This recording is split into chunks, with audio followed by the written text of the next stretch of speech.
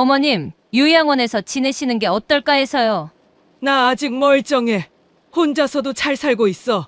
어머님께서 혼자 계시면 저희도 불안해요. 언제 무슨 일이 생길지 모르잖아요.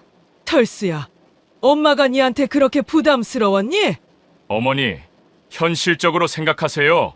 저희도 어머니까지 챙기기가 힘들어요. 어차피 나중에는 저희 거잖아요. 과연 이 가족에게 무슨 일이 일어난 걸까요? 구독과 좋아요를 눌러주시면 앞으로도 더 많은 이야기를 들려드릴 수 있습니다. 알림 설정까지 해주시면 무료로 새로운 사연을 가장 먼저 만나보실 수 있어요. 혹시 지금 어디에서 이 이야기를 들어주고 계신가요?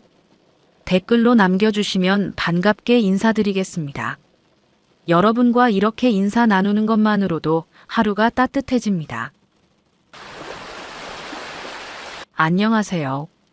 저는 올해 66살 된 김순자라고 합니다. 남편을 하늘나라로 보내드린 지도 벌써 3년이 되었습니다. 처음엔 이렇게 혼자 살 줄 몰랐는데 어느새 하루하루가 그냥 지나가더군요.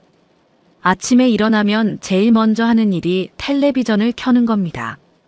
조용한 집안이 너무 적막해서요. 뉴스를 보다가 날씨 예보까지 다 보고 나면 벌써 9시가 넘어 있습니다. 그제야 아침을 차려 먹습니다. 혼자 밥 먹기가 이렇게 쓸쓸한 줄 몰랐어요. 예전엔 남편 것까지 챙겨서 상을 차리느라 바빴는데 이젠 저 혼자 먹을 것만 대충 준비합니다. 김치찌개 한번 끓이면 사흘은 먹어야 해요. 반찬도 금세 상해서 조금씩만 만들어 놓습니다. 점심 무렵이 되면 아들 생각이 납니다. 직장에서 점심은 제대로 챙겨 먹고 있는지, 며느리가 도시락이라도 싸주는지 궁금합니다. 전화를 걸고 싶지만 바쁠 텐데 괜히 방해만 될까봐 참습니다. 여보세요, 철수야. 가끔 용기 내서 전화를 걸면 아들 목소리가 바쁜 티가 납니다. 어머니, 지금 회의 중인데요. 나중에 다시 드릴게요. 그렇게 끊고 나면 하루 종일 전화를 기다립니다. 하지만 아들에게서 다시 전화가 오는 날은 거의 없어요. 저도 처음엔 서운했지만 이젠 그러려니 합니다. 젊은 사람들은 다 바쁘니까요. 오후에는 동네 마트에 장을 보러 나갑니다. 사실 살 것도 별로 없지만 집에만 있으면 답답해서요. 계산할 때 직원들이 친절하게 인사해주면 그게 그렇게 고마워요. 하루 중에 누군가와 나누는 몇 안 되는 대화거든요. 저녁 시간이 제일 외롭습니다. 예전엔 이 시간에 남편이 퇴근해서 오늘 있었던 일들을 이야기했는데요. 이젠 텔레비전 소리만 방 안에 울려 퍼집니다. 드라마를 보다 보면 가족들이 모여서 밥 먹는 장면이 나와요. 그럼 괜히 눈물이 나려고 해요. 밤에 잠자리에 들면서 생각이 참 많아집니다. 이렇게 혼자 늙어가는 게 맞나 싶어요.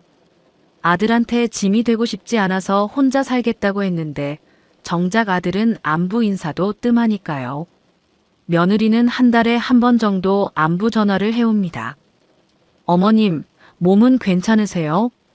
그럴 때마다 저는 괜찮다고 대답하지만 사실 어디가 아픈 건지 괜찮은 건지 저도 잘 모르겠어요. 그냥 하루하루 버티고 있는 것 같습니다. 가끔 거울을 보면 제가 많이 늙었다는 걸 느껴요. 주름도 깊어지고 머리도 많이 휘어졌습니다. 남편이 살아계실 때는 몸단장도 신경 썼는데 이젠 누가 보겠다고 그러겠어요. 동네 할머니들을 만나면 다들 비슷한 얘기를 해요. 자식들이 바빠서 연락이 뜸하다는 얘기, 혼자 사는 게 쓸쓸하다는 얘기들이죠. 그럴 때마다 우리끼리는 서로 위로가 되지만 집으로 돌아오면 또 혼자예요. 이런 날들이 계속되니까 자꾸 생각이 듭니다. 나는 이제 정말 필요 없는 사람이 된 건 아닐까. 아들한테도 며느리한테도 그냥 부담스러운 존재는 아닐까. 그런 생각을 하면 마음이 참 무거워집니다. 남편 영정사진 앞에서 이야기할 때가 제일 편해요. 여보, 우리 철수가 너무 바쁜가 봐. 요즘 연락이 뜸해. 하지만 답해주는 사람은 없으니까 결국 제 혼잣말로 끝나죠. 이런 하루가 또 지나가고 내일 또 같은 하루가 올 거라는 생각에 가슴이 답답해집니다. 그런데 며칠 전 갑자기 아들한테서 전화가 왔습니다. 평소와 달리 목소리가 진지해서 무슨 일인가 했어요. 어머니, 시간 있으실 때 한번 뵐 수 있을까요? 이상했습니다. 아들이 먼저 만나자고 하는 경우는 거의 없거든요. 혹시 무슨 안 좋은 일이 있나 싶어서 가슴이 두근거렸어요. 약속한 날 아들 부부가 함께 왔습니다. 며느리도 같이 온 걸 보니 뭔가 중요한 얘기가 있나 보다 싶었어요. 차를 끓여 드리면서 슬쩍 아들 얼굴을 살펴봤습니다. 어머니, 그동안 혼자 계시느라 고생 많으셨어요. 아들이 먼저 말을 꺼냈을 때 저는 괜히 뭔가 불안했습니다. 아들이 이런 식으로 말하는 경우가 별로 없거든요. 아니야, 뭘. 잘 지내고 있어. 그런데 말이에요, 어머니. 혼자 계시는 게 좀 위험한 것 같아서요. 아들의 말에 저는 고개를 갸웃했습니다. 위험하다니 갑자기 무슨 소리인지 모르겠더라고요. 며느리가 거들어서 말했습니다. 어머님, 요즘 혼자 사시는 어르신들이 집에서 사고 나는 경우가 많다고 하더라고요. 무슨 사고? 제가 되묻자 아들이 설명했습니다. 넘어져서 다치신다거나 갑자기 몸이 안 좋아지셨을 때 주변에 도와드릴 사람이 없잖아요. 그 말을 듣고 보니 맞는 얘기이긴 했습니다. 며칠 전에도 계단에서 발을 헛디뎠을 때 혼자서 아찔했거든요. 그런데 아들이 왜 갑자기 이런 걱정을 하는지 궁금했어요. 그래서 말인데요, 어머니. 아들이 잠깐 멈춰서 며느리를 한번 쳐다본 다음 말을 이었습니다. 요양원 같은 데서 지내시는 게 어떨까 해서요. 그 순간 저는 귀를 의심했습니다. 요양원이라니요. 제가 뭔가 잘못 들은 건 아닌지 다시 물어봤어요. 뭐라고? 어머니, 요양원이요. 요즘 시설도 좋고 간병인들도 친절하다고 해요. 며느리도 거들어서 말했습니다. 어머님, 거기 가시면 또래분들도 많이 계시고 외롭지 않으실 거예요. 저는 정말 어이가 없었습니다. 멀쩡한 사람을 갑자기 요양원에 보내겠다니요. 제가 그렇게 늙어 보였나 싶었어요. 나 아직 멀쩡해. 혼자서도 잘 살고 있어. 어머니, 그게 아니라요. 지금은 괜찮으시지만 나중에 갑자기 몸이 안 좋아지시면 어떻게 하세요? 아들의 말에는 일리가 있어 보였지만 뭔가 석연치 않았어요. 왜 갑자기 이런 얘기를 하는 건지 이해가 안 됐습니다. 철수야, 엄마가 니한테 그렇게 부담스러웠니? 제가 서운해서 그렇게 물으니까 아들이 당황하는 것 같았어요. 그런 게 아니에요, 어머니. 저희도 걱정되거든요. 하지만 며느리의 표정을 보니 뭔가 다른 속마음이 있는 것 같았습니다. 걱정스럽다는 말과 달리 표정이 좀 차가워 보였거든요. 그날 밤 잠이 잘 안 왔습니다. 아들 말이 계속 머릿속을 맴돌았어요. 정말 저를 걱정해서 하는 말일까? 아니면 다른 이유가 있는 걸까? 이런 생각들이 머릿속에서 떠나질 않았습니다. 며칠 뒤 아들이 가족 식사를 하자고 했습니다. 오랜만에 가족들이 모이는 자리라서 저는 기분이 좋았어요. 손자도 보고 싶었고요. 식당에 가보니 며느리 친정어머니도 같이 오셨더라고요. 사부인과는 몇 번 만난 적이 있어서 어색하지는 않았습니다. 어머님, 요즘 어떻게 지내세요? 덕분에 잘 지내고 있어요, 사부인. 인사를 나누고 자리에 앉아서 음식을 시켰습니다. 손자가 옆에 앉아서 할머니라고 부르니까 그제야 마음이 좀 따뜻해졌어요. 그런데 식사 중에 며느리가 갑자기 요양원 얘기를 꺼냈습니다. 어머님, 지난번에 저희가 말씀드린 거 생각해 보셨어요? 저는 아직 결정하지 못했다고 대답했는데 며느리가 계속 얘기를 이어갔어요. 어머님께서 혼자 계시면 저희도 불안해요. 언제 무슨 일이 생길지 모르잖아요. 그때 사부인이 끼어들었습니다.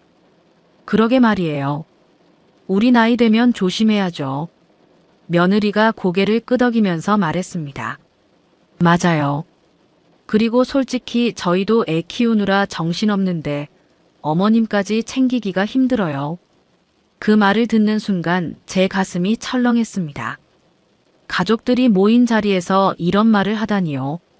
저는 그동안 아들 가족한테 뭔가 부탁한 적도 없는데 말이에요. 저희도 편해야 제대로 효도할 수 있잖아요. 며느리의 말에 사부인도 맞장구를 쳤습니다. 그렇죠. 요즘 요양원 시설도 좋다고 하던데요. 저는 정말 어이가 없었습니다. 제가 마치 식구들한테 짐이 되는 존재인 것처럼 얘기하고 있으니까요. 나는 아직 혼자 살 수 있어. 제가 그렇게 말하니까 며느리가 한숨을 쉬었습니다.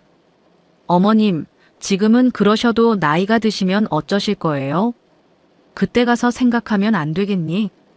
어머님, 미리미리 준비해야죠. 갑자기 사고라도 나면 저희도 어떻게 해야 할지 몰라요. 며느리의 말을 듣고 있으니까 제가 마치 폭탄을 안고 있는 사람 같았어요.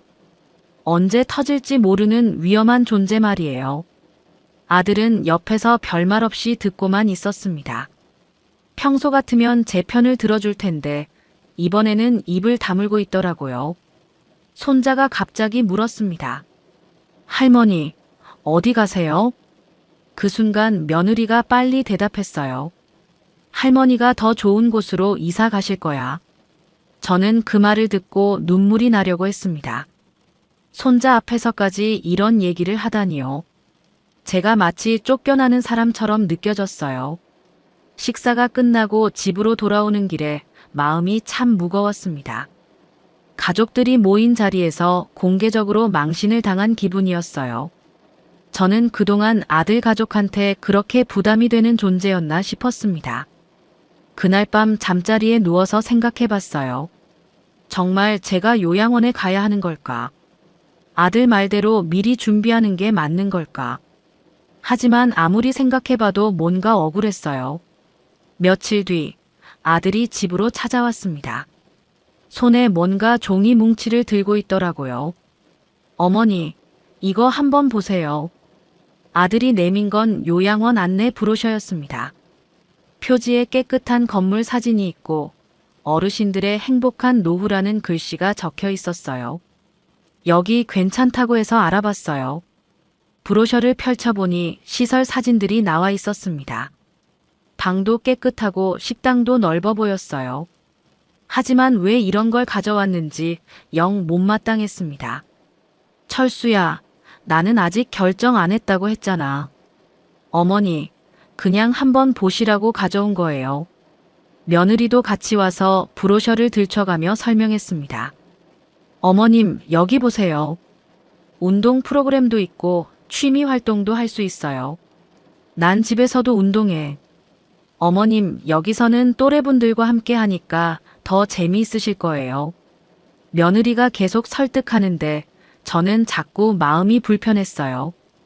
왜 이렇게 저를 요양원에 보내려고 하는 건지 이해가 안 됐습니다. 그때 며느리가 실수를 했어요. 그리고 어머님이 여기 들어가시면 집 정리도 쉬워져요. 그 말을 듣는 순간 저는 깨달았습니다. 아, 이 사람들이 제 집을 노리고 있구나. 왜 갑자기 요양원 얘기를 하는지 이제야 알겠더라고요. 집 정리가 무슨 뜻이야? 제가 날카롭게 물으니까 며느리가 당황하는 것 같았어요. 아, 그게. 어머님 혼자 계시기엔 집이 너무 크잖아요. 그래서 비어있는 집 관리도 힘들고요. 아들이 빨리 끼어들었습니다. 어머니, 그런 뜻이 아니에요. 집이 비어있으면 도둑이 들 수도 있고요. 하지만 저는 이미 눈치챘어요. 이 사람들의 속셈이 뭔지 말이에요. 집을 정리한다는 건 결국 팔겠다는 뜻이잖아요. 그럼 니들이 이 집을 어떻게 하려고? 아들과 며느리가 서로 눈빛을 주고받더니 며느리가 대답했습니다. 아직 구체적으로 생각해 본 건 아니에요. 거짓말하지 마라. 제가 화를 내니까 아들이 진정시키려고 했어요. 어머니, 일단 요양원부터 알아보고 천천히 생각해 봅시다.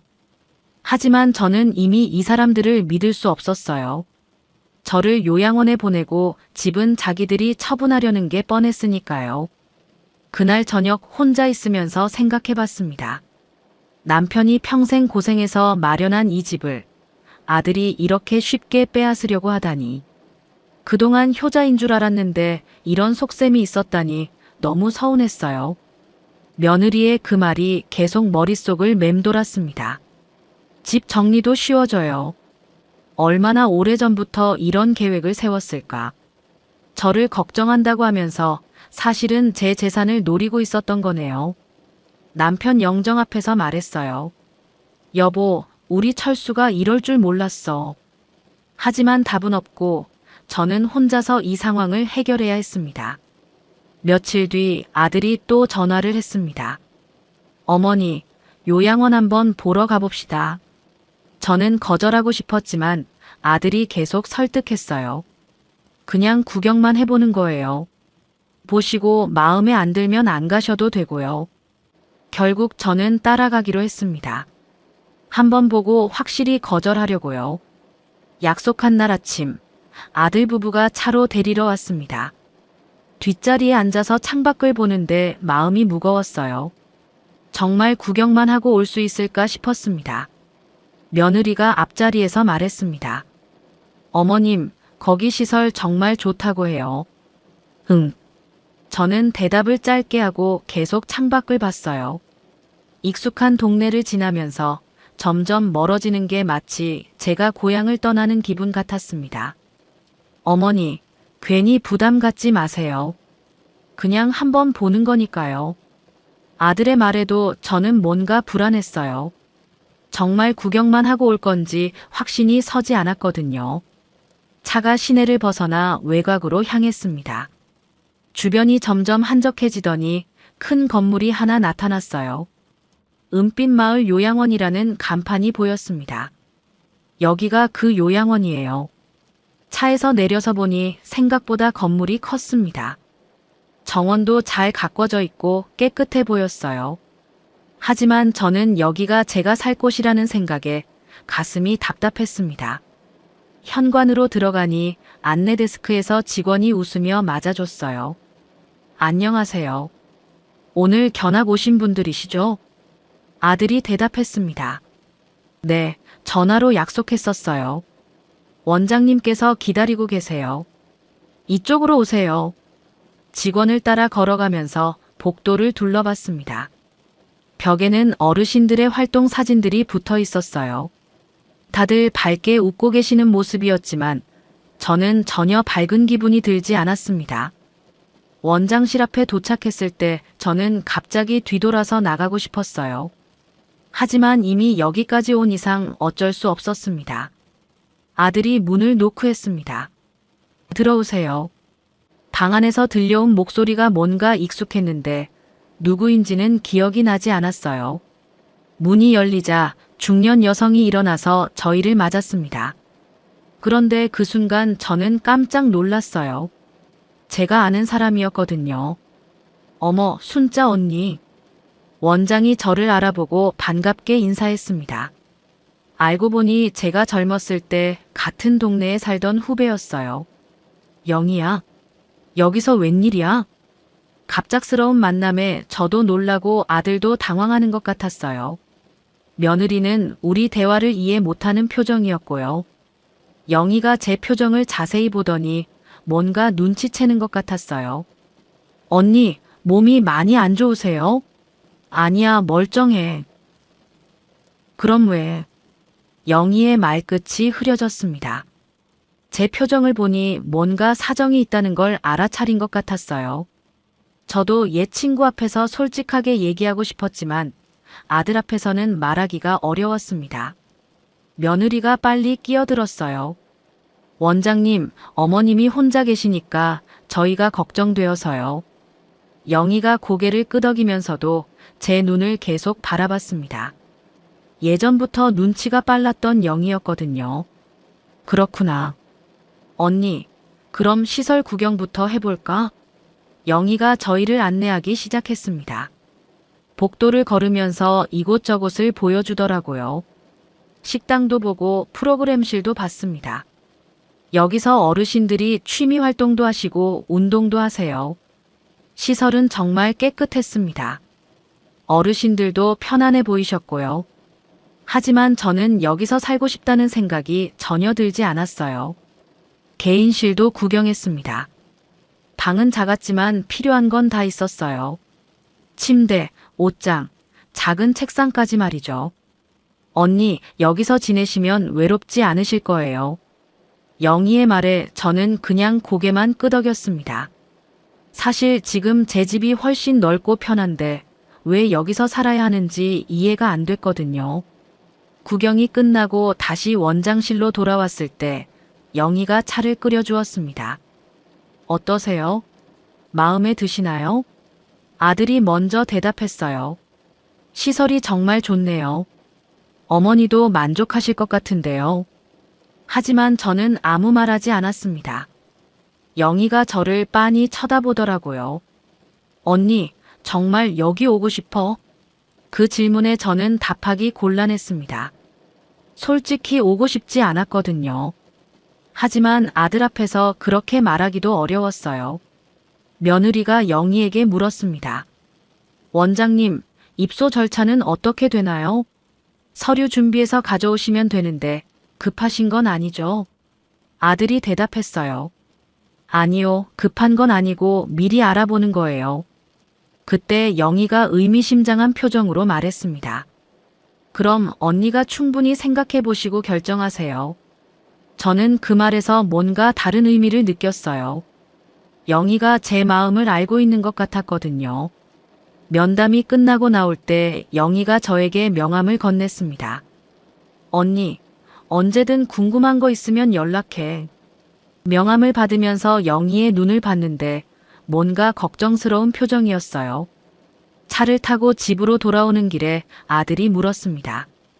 어머니, 어떠셨어요? 글쎄. 저는 애매하게 대답했어요.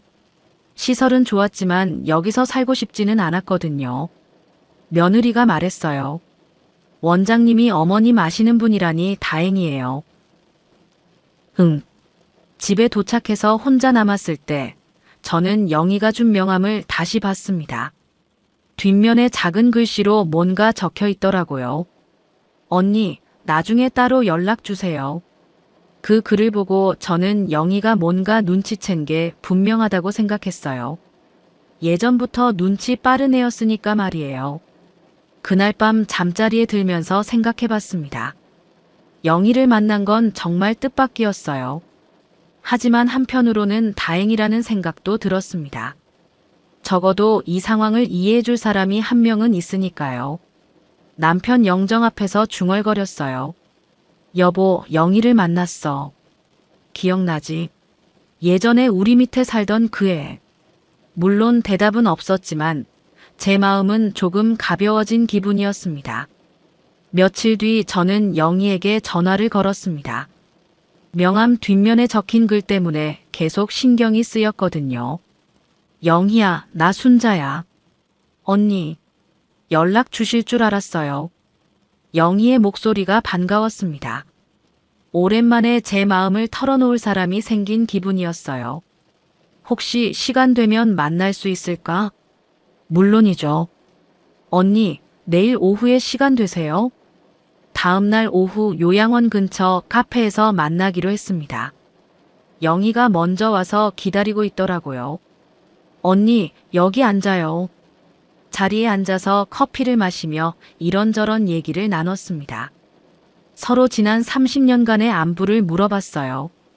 영희야, 니도 참 많이 컸다. 언니도 예전 모습 그대로예요. 한참 옛날 얘기를 하다가 영희가 본론을 꺼냈습니다. 언니, 솔직히 요양원 들어가고 싶으세요? 그 질문에 저는 잠깐 말문이 막혔어요. 예상했던 질문이긴 했지만 막상 들으니까 대답하기 어려웠거든요. 글쎄. 언니, 저한테는 솔직하게 말해주세요. 영희의 진지한 표정을 보니 더 이상 숨길 수 없을 것 같았어요. 사실은 가기 싫어. 그럼 왜 오신 거예요? 저는 그동안 있었던 일들을 영희에게 다 얘기했습니다. 아들이 갑자기 요양원 얘기를 꺼낸 것, 며느리가 집 정리가 쉬워진다고 한 말까지 모든 걸 털어놨어요. 영희가 제 얘기를 끝까지 들어주더니 한숨을 쉬었습니다. 언니, 사실 며느리분이 몇 번 전화하셨거든요. 뭐? 저는 깜짝 놀랐어요. 며느리가 영희에게 전화했다니 언제 그런 일이 있었나 싶었거든요. 언제? 한 일주일 전쯤이요. 어머님 입소 문의를 하시더라고요. 그 말을 들으니 가슴이 철렁했습니다. 며느리가 이미 제 몰래 입소 준비를 하고 있었던 거네요. 뭐라고 하던 입소 비용이나 절차 같은 걸 물어보시더라고요.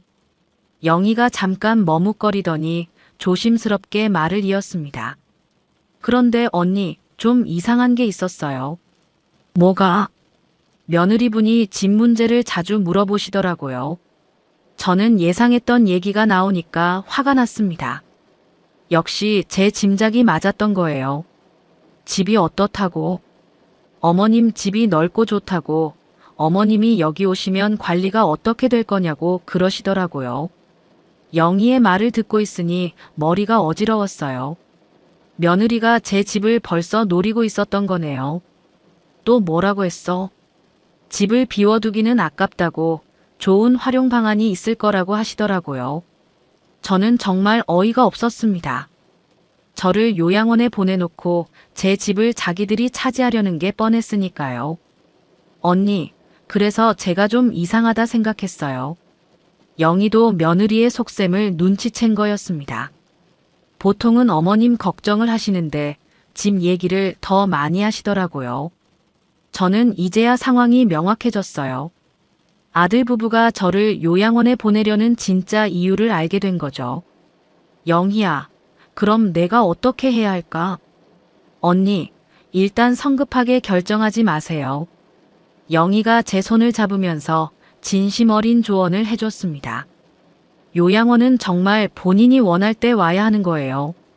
그 말이 제 마음에 깊이 와닿았어요.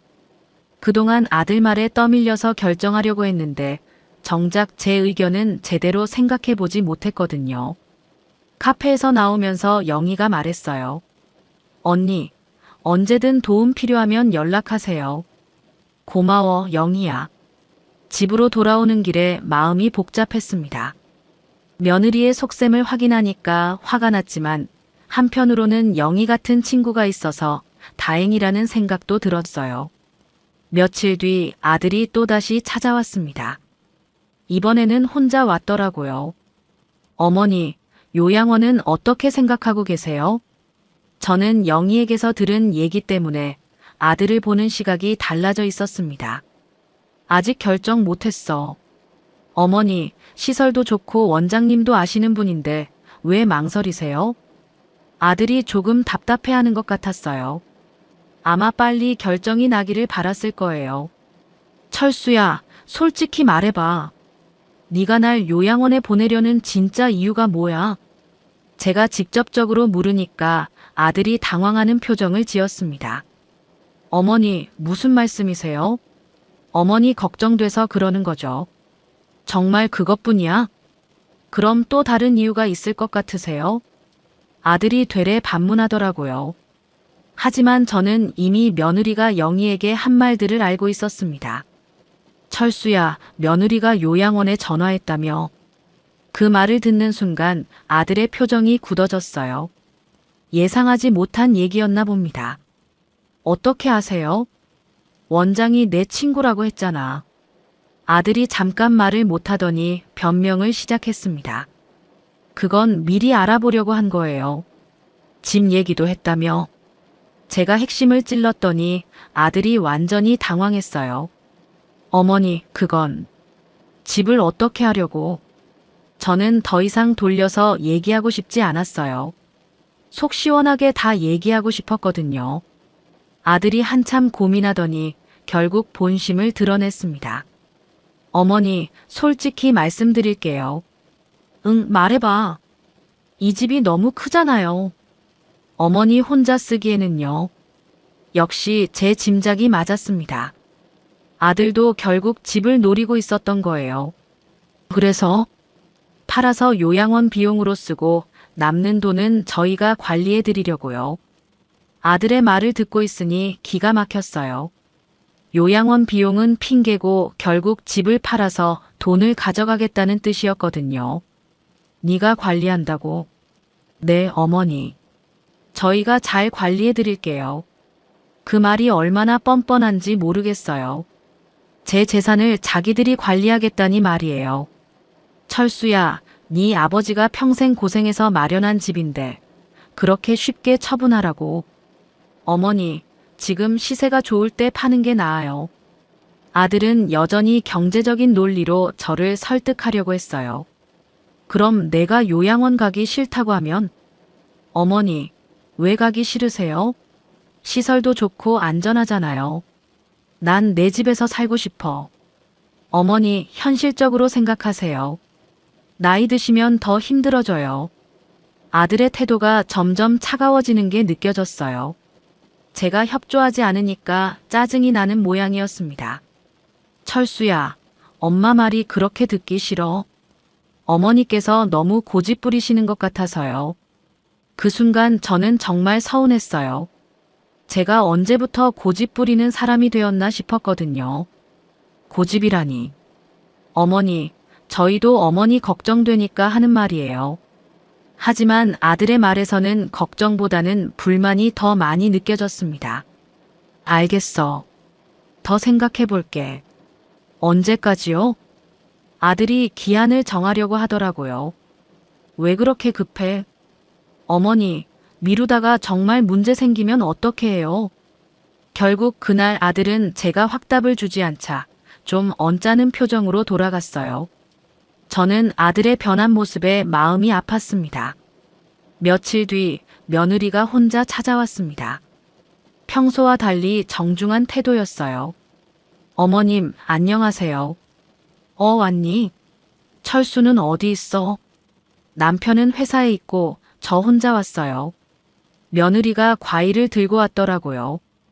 평소에 이런 적이 없었는데 뭔가 의도가 있어 보였습니다. 어머님, 요양원 얘기 많이 생각해 보셨죠? 응, 생각 중이야. 어머님, 솔직히 말씀드릴게요. 며느리가 갑자기 진지한 표정을 지었어요. 저희도 어머님 모시고 살면 좋겠지만 현실적으로 어려워요. 왜? 아이도 키워야 하고 저도 일해야 하거든요. 며느리의 말에는 일리가 있어 보였지만 뭔가 핑계 같다는 생각이 들었어요. 그리고 어머님도 젊은 사람들과 계속 함께 사시기 힘드실 거예요. 내가 언제 힘들다고 했니? 아니에요. 그런 뜻이 아니라. 며느리가 말을 바꿔서 했어요. 어머님께서 더 편하실 거라는 뜻이에요. 하지만 저는 며느리의 진짜 속마음을 알고 있었습니다. 영희에게서 들은 얘기가 있었으니까요. 너 요양원에 전화했다며? 며느리가 순간 당황하는 표정을 지었어요. 아, 그거요? 미리 알아보려고 했어요. 집 얘기도 했고. 어머님, 누가 그런 말을. 며느리가 발뺌하려고 하는 게 눈에 보였어요. 원장이 내 친구야. 그 말을 듣자 며느리의 얼굴이 하얗게 변했습니다. 어머님, 오해하지 마세요. 뭘 오해해? 너 집을 어떻게 하려고 했는지 다 알아. 며느리가 완전히 당황해서 변명을 늘어놓기 시작했어요. 그건 어머님을 위해서 하는 말이었어요. 내가 요양원 가면 집을 팔겠다는 거 아니야?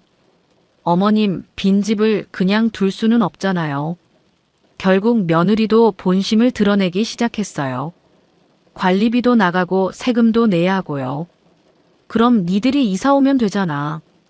저희 집이 따로 있는데 여기까지 관리하기 어려워요. 며느리의 말을 듣고 있으니 결국 팔아서 돈을 가져가려는 속셈이 뻔했어요. 솔직히 말해봐. 집 팔아서 돈 가져가려고 하는 거 아니야? 그 말에 며느리가 순간 얼굴을 붉혔어요. 어머님, 그런 게 아니에요. 그럼 뭐야? 어머님 요양원 비용으로 써야죠. 하지만 저는 이미 아들에게서 들었어요. 남는 돈은 자기들이 관리하겠다고 했던 말이에요. 요양원 비용 빼고 남는 돈은 며느리가 말을 못하고 있으니 답은 뻔했어요. 너희가 가져가려고 하는 거지. 어머님, 어차피 나중에는 저희 거잖아요. 며느리가 결국 본심을 드러냈어요. 제가 죽으면 어차피 상속받을 거라는 뜻이었거든요. 내가 언제 죽는다고 벌써부터 그런 생각을 해? 아니에요. 그런 뜻이 아니라. 그럼 무슨 뜻이야? 며느리가 완전히 당황해서 제대로 된 대답을 못하고 있었어요. 어머님, 저희도 애 키우느라 돈이 많이 들어요. 결국 경제적인 이유를 대더라고요. 그래서 내 집을 팔아서 쓰겠다는 거야? 어머님이 요양원에 계시면 집이 필요 없잖아요. 며느리의 말이 얼마나 뻔뻔한지 정말 어이가 없었어요. 그날 며느리가 돌아간 뒤 저는 많은 생각을 했습니다. 이 사람들이 정말 저를 걱정해서 요양원을 권하는 게 아니라는 걸 확실히 알게 됐거든요. 그날 밤 잠이 오지 않아서 남편 영정 앞에 앉았습니다. 여보, 우리 철수가 완전히 변했어.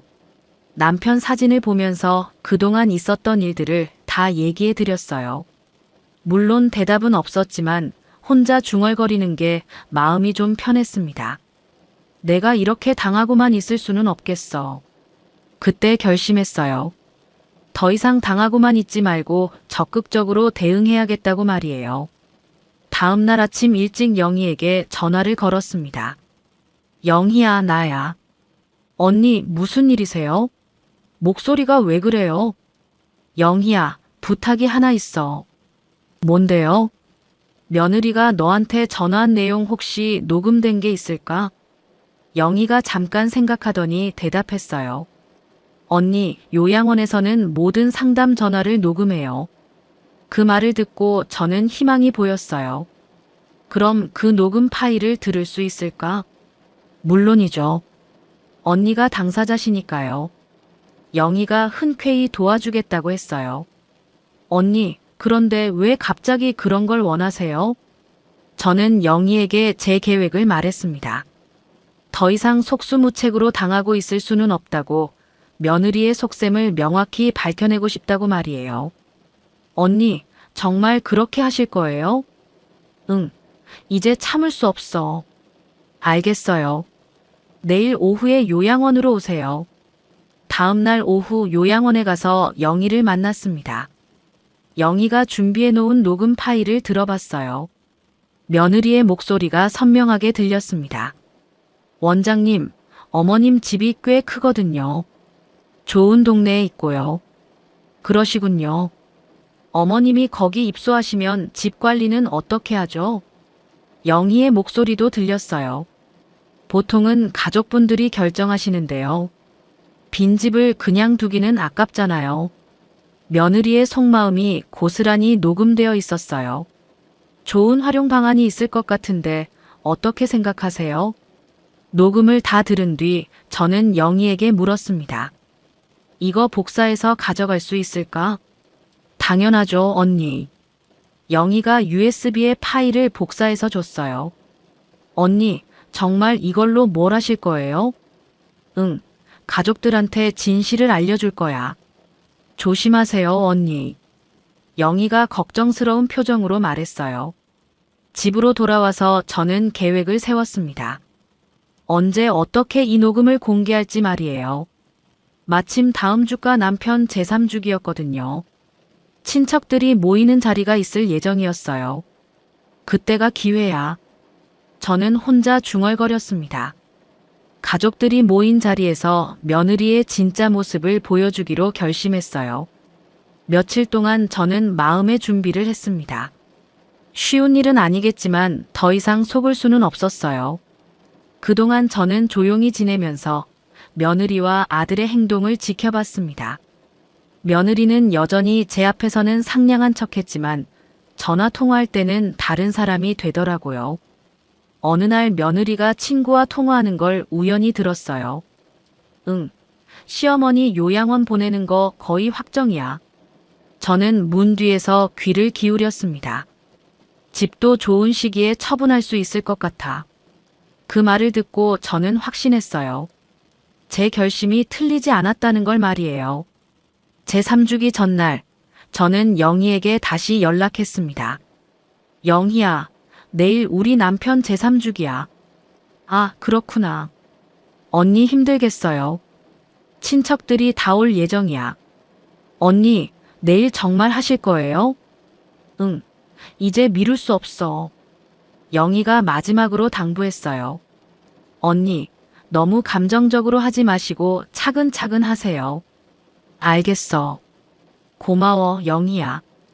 그날 밤 잠자리에 들기 전에 남편 영정 앞에서 말했어요.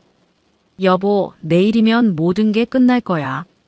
제3주기 당일 아침, 일찍부터 집안이 분주했습니다. 아들과 며느리가 와서 준비를 도왔어요. 어머니, 친척분들 몇 시에 오세요? 12시쯤 올 거야. 며느리도 부지런히 음식 준비를 도왔습니다. 평소보다 더 적극적이었어요. 아마 친척들 앞에서 좋은 며느리로 보이고 싶었나 봅니다. 어머님, 제사상 차리는 거 도와드릴게요. 응, 고마워. 하지만 저는 이미 며느리의 속마음을 알고 있었기 때문에 그 친절이 가식으로 보였어요. 11시쯤 되니까 친척들이 하나둘 도착했습니다. 남편 형님 내외분, 재수씨, 조카들까지 여러 명이 왔어요. 형수님, 안녕하세요. 어머니, 안녕하세요. 인사를 나누고 제사를 지냈습니다. 남편을 떠나보낸 지 3년이 됐지만 여전히 마음이 아팠어요. 제사가 끝나고 다 같이 둘러앉아서 식사를 했습니다. 오랜만에 가족들이 모인 자리라 분위기가 화기애애했어요. 형님이 저에게 물으셨습니다. 형수, 요즘 어떻게 지내세요? 그냥 그렇게 지내고 있어요. 혼자 계시기 힘들죠? 그때 며느리가 끼어들었어요. 어머님, 요즘 요양원 얘기하고 계세요. 친척들이 관심 있게 들었습니다. 요양원이요? 아들도 거들어서 설명했어요. 네, 어머니 혼자 계시니까 걱정되어서요. 재수 씨가 물었습니다. 시설은 어때요? 며느리가 대답했어요. 정말 좋더라고요. 어머님도 마음에 들어 하셨어요. 저는 그 말이 거짓말이라는 걸 알고 있었지만 일단 참았어요. 조카가 걱정스럽게 말했습니다. 고모, 정말 거기 가실 거예요? 아직 생각 중이야. 고모 집이 이렇게 좋은데 왜 나가세요? 그 말에 며느리가 빨리 대답했어요. 어르신 혼자 계시기엔 너무 크잖아요. 그럼 이 집은 어떻게 하실 거예요? 형님이 핵심을 찌르는 질문을 하셨습니다. 저는 귀를 기울였어요. 아들이 대답했어요. 아직 구체적으로 정하지 않았어요. 하지만 며느리가 실수했습니다. 빈집을 그냥 둘 수는 없으니까 처분해야죠. 그 말을 듣고 친척들의 표정이 변했어요. 형님이 다시 물으셨습니다. 처분이라니요? 며느리가 당황해서 말을 바꿨어요. 아니, 그게 아니라 관리가 어려우니까요. 하지만 이미 친척들이 눈치챈 것 같았어요. 재수 씨가 조심스럽게 말씀하셨습니다. 형수님 의견은 어떠세요? 바로 그때가 기회였습니다. 저는 일어나서 방으로 들어가서 USB를 가져왔어요. 잠깐 여러분이 들어야 할 게 있어요. 모든 사람들이 저를 바라봤습니다. 이게 뭔데요, 어머니? 아들이 궁금해했어요. 며느리가 요양원에 전화한 내용이야. 그 말을 듣는 순간 며느리의 얼굴이 하얗게 변했습니다. 어머님, 그건. 다들 한번 들어보세요. 저는 노트북을 켜서 녹음 파일을 틀었어요. 며느리가 영희에게 한 말들이 선명하게 들렸습니다. 어머님, 집이 꽤 크거든요. 빈집을 그냥 두기는 아깝잖아요. 친척들이 녹음을 들으면서 표정이 점점 굳어갔어요. 며느리는 아무 말도 못하고 있었고 아들도 당황한 표정이었어요. 녹음이 끝나자 형님이 말씀하셨습니다. 이게 정말 며느리가 한 말이에요? 네, 요양원 원장이 제 친구거든요. 그 순간부터 분위기가 완전히 바뀌었어요. 녹음이 끝난 뒤 거실이 조용해졌습니다. 모든 사람들이 충격을 받은 표정이었어요. 형님이 먼저 입을 열으셨습니다. 이게 정말이에요? 며느리가 변명을 시작했어요. 아버님, 오해하지 마세요. 뭘 오해해요? 녹음에 다 나와 있는데.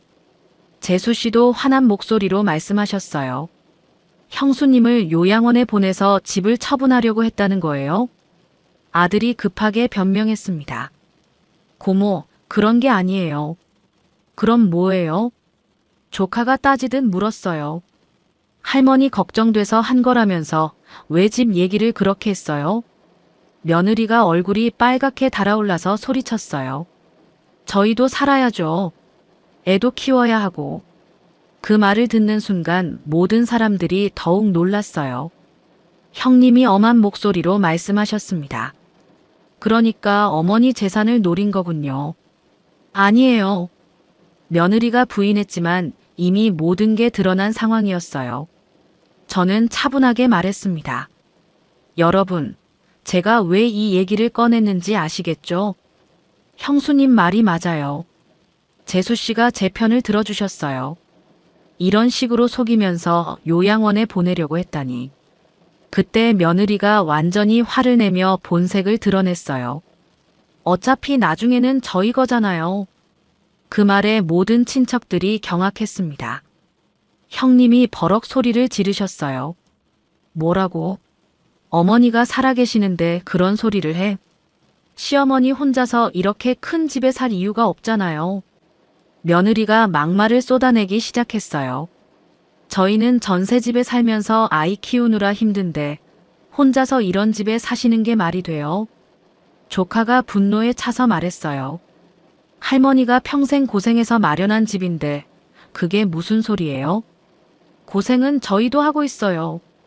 며느리가 점점 흥분해서 하지 말아야 할 말까지 하더라고요. 솔직히 시어머니도 언제까지 사실지 모르잖아요. 그 순간 거실이 완전히 얼어붙었어요. 며느리가 제가 죽기를 바라고 있다는 말이나 다름없었거든요. 형님이 일어나서 말씀하셨습니다. 당장 나가요. 아버님, 제가 뭘 잘못했어요? 며느리는 여전히 자신이 잘못했다는 걸 모르는 것 같았어요. 잘못한 게 뭐냐고요? 재수 씨가 어이없다는 듯이 말씀하셨어요.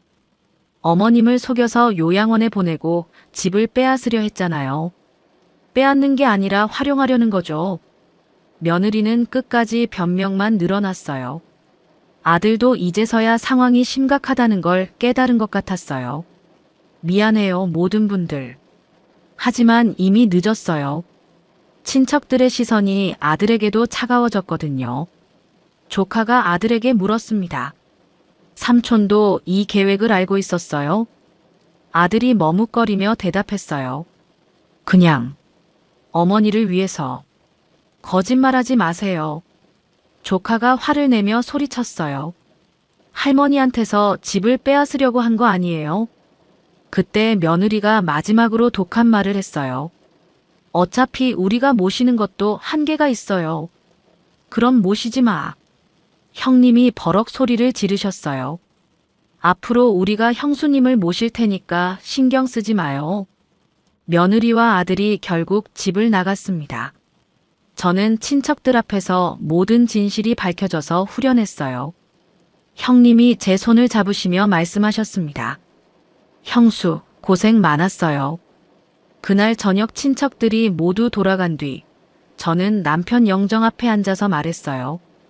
여보, 이제 다 끝났어. 그 사건이 있은 지 일주일쯤 지나서 아들이 혼자 찾아왔습니다. 며느리는 따라오지 않았어요. 어머니. 문을 열어주니까 아들이 초라한 모습이었어요. 살도 빠지고 얼굴도 상기되어 있었습니다. 들어와. 거실에 앉히고 차를 끓여주었어요. 아들은 고개를 들지 못하고 있더라고요. 어머니, 죄송해요. 한참 만에 겨우 그 말을 했어요. 뭐가? 모든 것이요. 아들이 고개를 숙이고 있으니까 안쓰럽기도 했어요. 화가 났지만 그래도 제 아들이었거든요. 철수야, 고개 들어. 어머니, 정말 죄송해요. 아들이 눈물을 흘리기 시작했어요. 언제 마지막으로 아들이 우는 걸 봤나 싶었습니다. 왜 그렇게 했니? 어머니, 저도 모르겠어요. 아들이 흐느끼면서 말했어요. 처음에는 정말 어머니 걱정돼서 시작한 일이었어요. 그래. 근데 언제부터인가 다른 생각이 들기 시작했어요. 아들이 솔직하게 털어놓기 시작했습니다. 집값이 많이 올랐다는 얘기를 듣고, 아내가 자꾸 그런 얘기를 하는 거예요. 역시 며느리가 주동이었구나 싶었어요. 뭐라고? 어머니 혼자 그런 집에 사는 게 아깝다고, 우리는 전세집에 사는데 말이 안 된다고. 아들의 말을 들어보니 며느리가 계속 부추긴 것 같았어요. 그래서 그 말을 들었니? 어머니, 저도 한순간 마음이 흔들렸어요. 아들이 정말 후회하는 것 같았어요. 아이 교육비도 많이 들고 살기가 점점 힘들어지니까. 그래서 내 집을 노린 거야? 어머니, 정말 죄송해요. 아들이 바닥에 머리를 박고 빌었어요. 어머니, 용서해 주세요. 저는 복잡한 마음이었어요. 화는 났지만 그래도 제 아들이었거든요. 철수야, 일어나. 어머니, 일어나서 앉아. 아들이 일어나서 앉았지만 여전히 고개를 들지 못했어요. 며느리는 뭐라고 하던 아내는 어머니한테 미안하다고 말하기 부끄럽다고 해요. 부끄럽긴. 며느리는 끝까지 뻔뻔하구나 싶었어요. 어머니, 아내가 말한 건 맞아요. 저희가 잘못했어요. 그럼 이제 어떻게 할 거니? 아들이 한참 고민하더니 말했어요. 어머니, 저는 어머니 뜻대로 하겠어요. 뭔 소리야? 요양원 가시기 싫으시면 안 가셔도 돼요. 당연하지. 집도 어머니 마음대로 하세요. 아들이 포기한다는 말이었어요.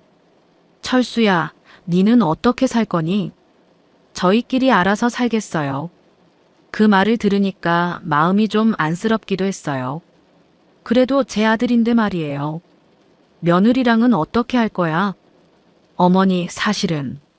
아들이 말을 머뭇거리더니 충격적인 얘기를 했어요. 아내가 이혼하자고 해요. 뭐? 이번 일로 너무 창피하다고, 더 이상 같이 살기 어렵다고 해요. 저는 그 말을 듣고 어이가 없었어요. 자기가 주동이 되어서 벌인 일인데 이제 와서 아들을 버린다는 거였거든요. 그래서 니는 뭐라고 했니? 저도 이제 지쳤어요, 어머니. 아들이 정말 힘들어하는 것 같았어요. 어머니 일로 싸우다 보니까 서로 미워하게 됐어요. 그 말을 들으니까 저도 마음이 무거워졌어요. 제 때문에 아들 가정이 깨지는 건 아닌지 걱정됐거든요. 철수야, 그래도 가정은 지켜야지. 어머니, 이미 늦었어요.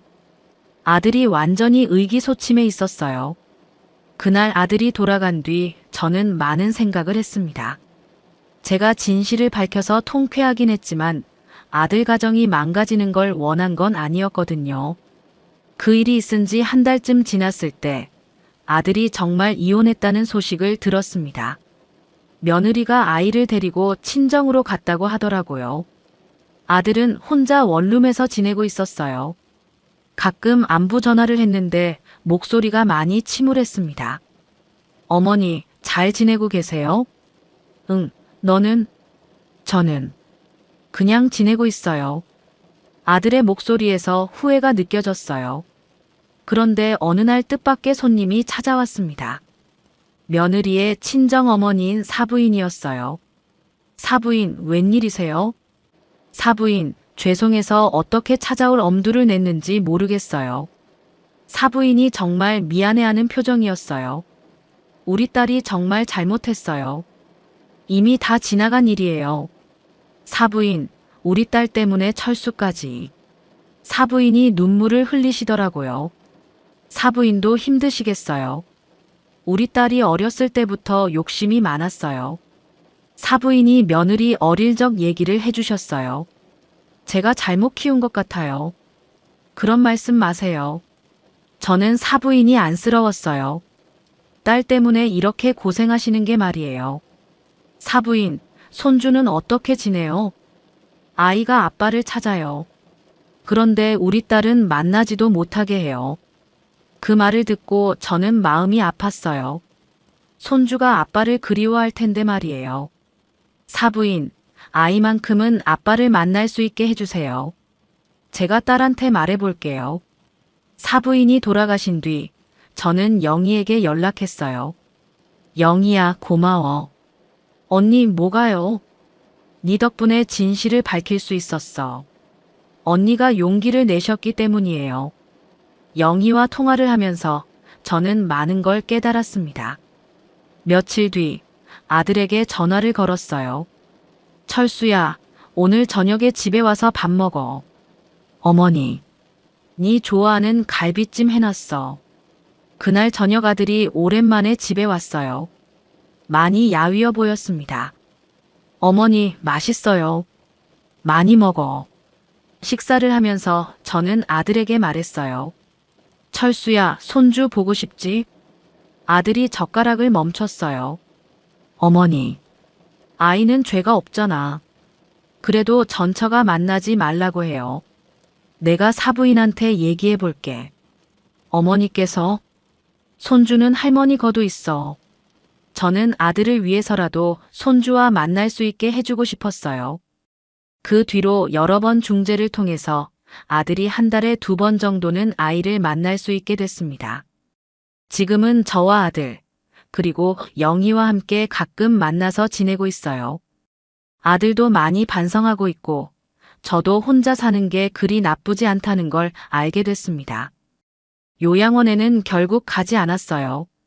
제가 정말 필요하다고 생각될 때까지는 이 집에서 지낼 생각입니다. 가끔 남편 영정 앞에서 중얼거려요. 여보, 가족이란 게 참 어려운 것 같아. 하지만 이제는 알겠어요. 진짜 가족이란 핏줄보다는 서로를 진심으로 아끼고 걱정해주는 마음이 더 중요하다는 걸 말이에요. 영희 같은 친구가 있어서 정말 다행이고, 아들도 잘못을 깨닫고 달라지려고 노력하고 있어서 감사합니다. 무엇보다 제가 끝까지 포기하지 않고 진실을 밝혀낸 게 잘했다고 생각해요. 만약 그때 그냥 순순히 요양원에 갔다면 지금쯤 제 집은 없어졌을 테니까요. 앞으로도 저는 당당하게 제 집에서 살 겁니다. 누구의 눈치도 보지 않고 말이에요.